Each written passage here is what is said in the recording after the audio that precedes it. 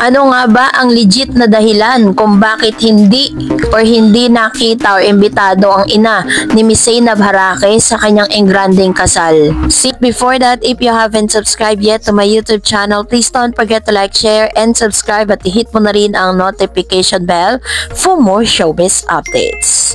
Bago tayo of course magpatuloy sa ating updates for today's video, nais ko pong pasalamatan kayo for always watching and trusting this channel. Thank you so much sa inyong panonood. Simple at very intimate ang pag-iisang dibdib ng social media influencer na si Zainab Harake at ang basketballistang si Bobby Ray Parks Jr. ngayong linggo, July 1, 2025. Ayon sa isang kaibigan sa PEP na inimbatahan sa kasal, ginanap ang Christian wedding ni Zainab at Bobby Ray sa Crystal Palace of Aquila in the Sky sa Tagaytay City. Natupad ang hiling ng bagong kasal na walang kukuha ng pictures o videos ng kanilang seremonya. Sabi naman ng isa pang guest, walang +1 ang mga imbitadong guest dahil limitado lang ang kanilang inimbitahan na karamihan ay very close sa kanilang dalawa. Pero kahit paano ay marami pa rin daw dumalo. Ang tansya nga ng dumalo dito ay mahigit 100 guests ang dumalo sa kasal. Ang ina ni Ray Parks Jr. ang naghatid sa kanya at nandun din daw ang sister at brothers nito. Si Zainab naman ay hinatid ng kanyang ama, ang anak ni Zainab na si Bia ang isa sa mga flower girls, habang isa pang niyang anak na si Lucas ang ring bearer. Ilan sa mga kilalang personalidad na bahagi ng entourage ay ang mga mag-asawang Paul Soriano at Tony Gonzaga na kasama sa principal sponsors.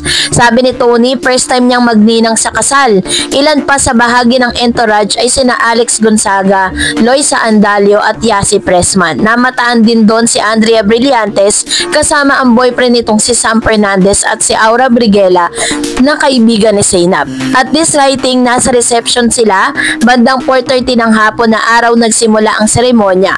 Kaya naman todo po ang pag-congratulate sa bagong kasal na si Bobby Ray Parks Jr. at Zainab Harake.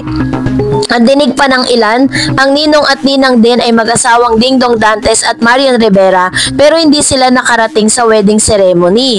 May promo pa kasi si Dingdong ng movie nila Ma'am Charo Santos, The Only We Know, at sipag nilang mag-mall show ha. Hindi naman alam kung humabol ang mag-asawa sa reception.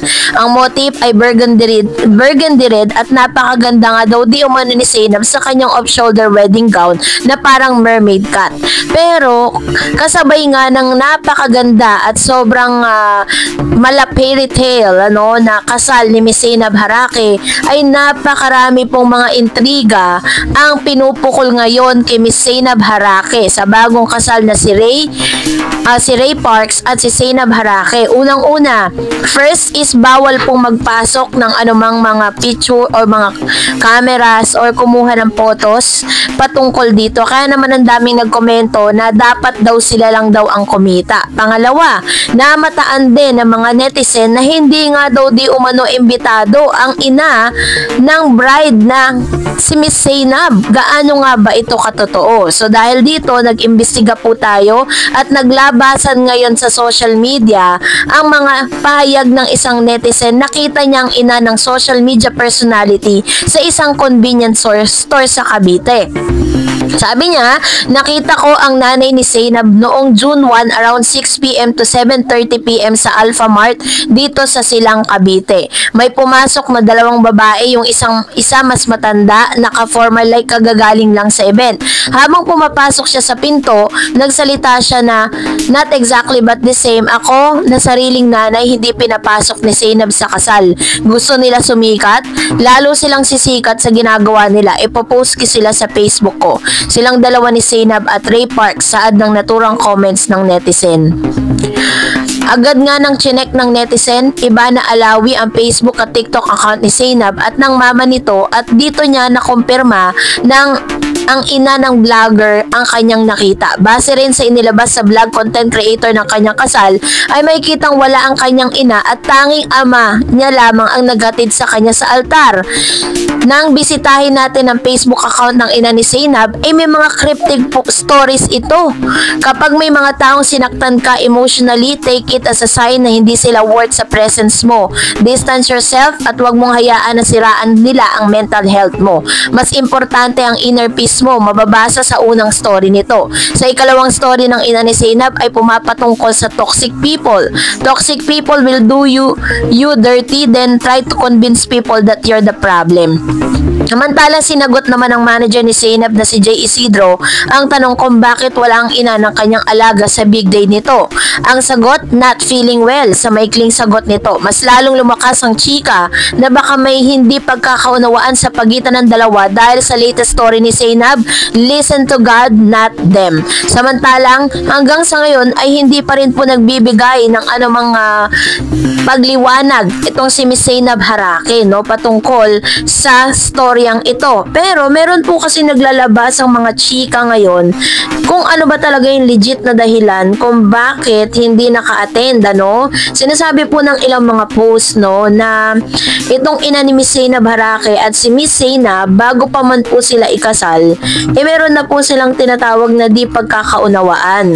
Base po sa source, base po sa mga post sa Facebook na usap-usapan ngayon sa social media, ang issue sa pagitan ng vlogger at content creator na si Zainab Harake at ang kanyang ina matapos lumutang ang balitang hindi nga daw di umano imbitado ni Zainab ang kanyang ina sa nalalapit o sa kasal niya with Mr. Ray Parks Jr. Ang kasal ay hindi selebrasyon kundi desisyon at pinili kong magdesisyon para sa sarili kong kapayapaan. Yan ang ilang post ni Miss Zainab Harake.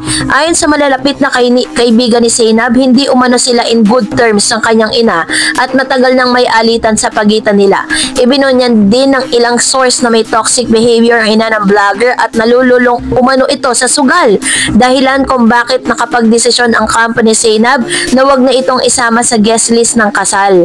Hindi madali para sa akin ang desisyong yan, pero gusto kong magsimula ng bagong kabanata na walang drama, walang bigat sa loob. Ito po ang desisyon namin mag-asawa, pahayag ni Zainab sa isang malapit na kaibigan ayon sa source. Bagamat wala pang opisyal na pahayag mula mismo kay Zainab, marami sa kanya mga taga-suportang nakikiramay sa mabigat niyang pinagdaraanan, lalo't alam ng marami ang kanyang pinagdadaanang personal na laban bilang single mom noon at ngayon bilang bride-to-be. Samantalang nananatiling tahimik ang kampo ng ina ni Zainab ukol sa issue, pero pagkatapos nito ay sunod-sunod nga ang kanyang mga cryptic posts sa kanyang Instagram. Ang kasal ay isang sagradong okasyon at para sa ilan, hindi lahat ng kadugo ay kailangan nasa altar ng bagong simula. Para kay Zainab Harake, tila mas mahalaga ang kapayapaan at emotional boundaries kaya sa obligasyon ng pagiging family first. Kung totoo man ang issue ng sugal at toxicity, marapat lamang na igalang ang desisyon ng bride-to-be na protektahan ang kanyang sarili at ang bagong buhay na kanyang bubuin kasama si Ray Parks Jr. Ang kasal ay hindi selebrasyon, kundi desisyon at pinili kong magdesisyon para sa sarili kong kapayapaan. Yan ang ilan sa mga matitinding post ni Miss Zainab Harake.